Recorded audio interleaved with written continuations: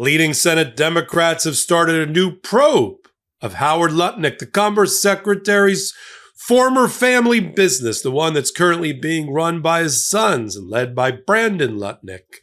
I think he's 28 years old because Elizabeth Warren and Ron Wyden, the two ranking Democrats on the Senate Finance Committee, want to know more about what was reported last month that Cantor is betting against Donald Trump and his tariffs by offering to buy potential refunds from companies who are being overcharged on tariffs that are likely, as we have reported, likely to be struck down as an improper exercise of presidential power.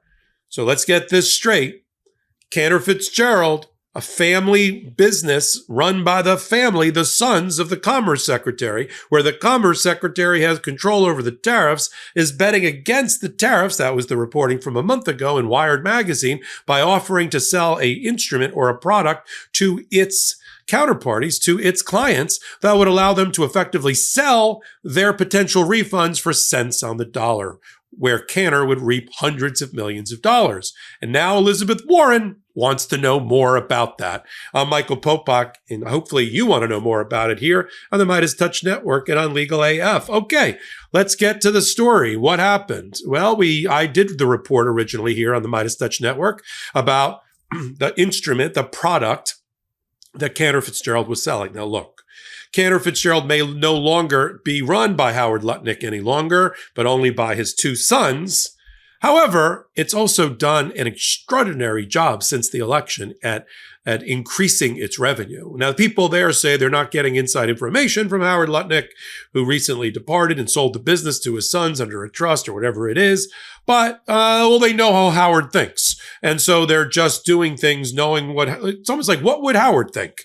That's how they're doubling their profits. Does anybody really believe that? But in any event, then the announcement came that they are effectively betting against the Trump policies, which struck people as, inappropriate, if not downright odd. Here's what the letter to Brandon Lutnick, chairman and CEO of Cantor Fitzgerald at 110 East 59th Street, says.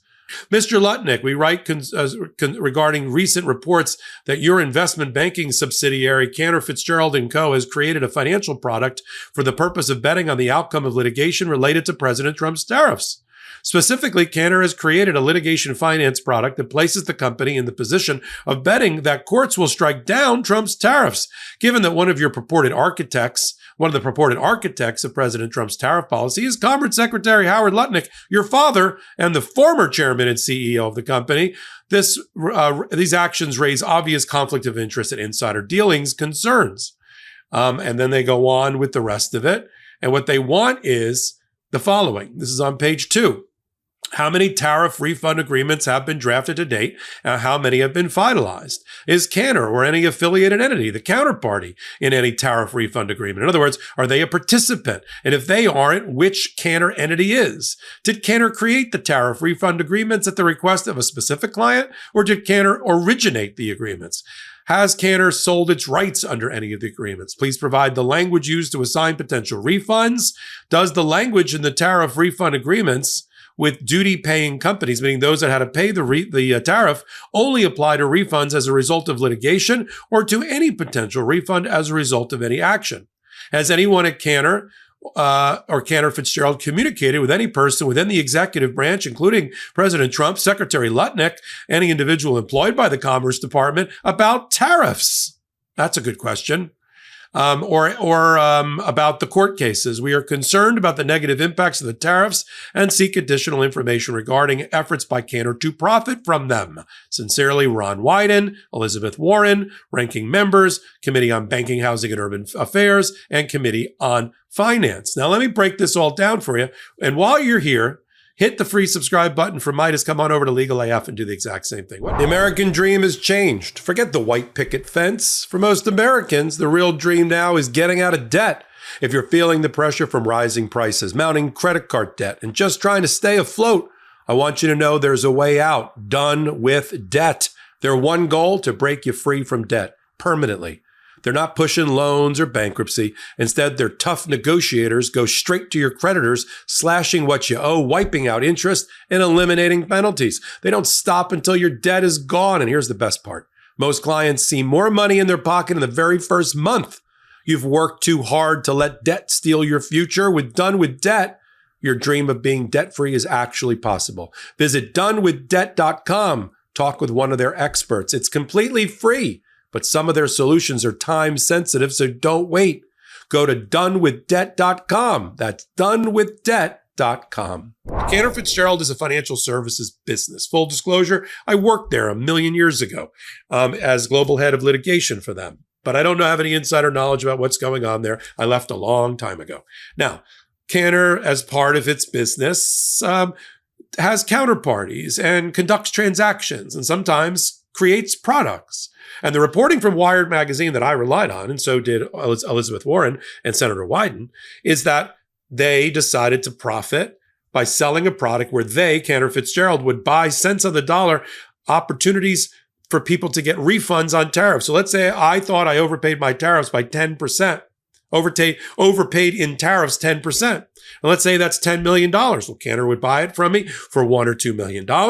And if the refund gets overturned, Cantor profits the extra $8 million. Do you see? They pay cents on the dollar. It's sort of like these companies that are out there buying your tax refund or other types of refund or your lottery winnings. You know, it's like that. It's like the viaticals business. So that was reported, and it was weakly denied, if at all, by Cantor Fitzgerald at the time. Just all the news reports about that is not accurate. There's been a lot of news reports coming out of Cantor Fitzgerald that they're making money hand over fist, mainly because they're following what would Howard do as a model. That's what they want us to believe. Now, this comes out, I report on it, and we train our fire on it. And now it looks like they're no longer going to go into the business. Their new story is, well, we thought about it. We were approached by a counterparty to do it, but we ended up not doing it. That sounds like weasel words to me. And if it's true, then let them give full disclosure to the Senate. Let them trot down one of their executives to go and appear in front of a bank of microphones in front of Senators Wyden and Warren, and they can answer all those questions. But that doesn't sound like an honest answer to me. Somebody came to us and they talked to us about doing this, but we thought better of it and we never did it. Okay. I think I'll give you my version. The media, including MeidasTouch and Legal AF, focused on the hypocrisy of Howard Lutnick's family business run by his sons profiting on going against Trump policy and the irony of that. And we weren't the only ones, but we were one of the leaders.